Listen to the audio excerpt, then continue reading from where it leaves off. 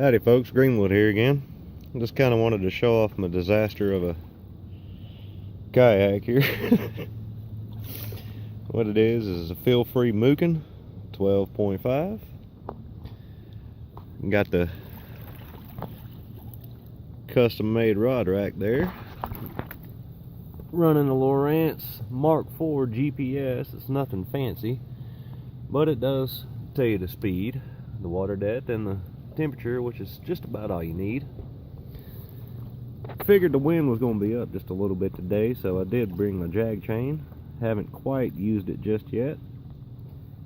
And as far as tackle goes, what we're running here, it's just some 50-pound monofilament leader line, which I keep it handy. And this is my go-to box. As you can see, it's got nothing real fancy in it. Just a couple of little extra slip floats, a few different variety of sinkers or hooks, 10-aught, 8-aught, 6-aught, and 5-aught. As you can tell, I use the in-between most of the time. I don't really keep a big supply of 10-aughts, but sometimes you got to go big. Now when you flip it over here, as you can see, I just got a couple of little half-ounce bank sinkers, a couple of little quarter-ounce sinkers that I use on my slip floats, a few little beads. Need to resupply on some swivels, and these handy little tools that I've kind of made up here. Now what I do is I buy just a regular snap swivels,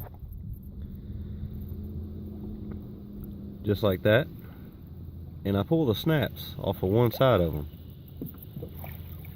and that way you can take the swivel, put it together with two snaps on both sides, and you can add the weights. You can add as many as you want, take as many as you want off, and if you don't want to run no weights, well, simply just take it back off.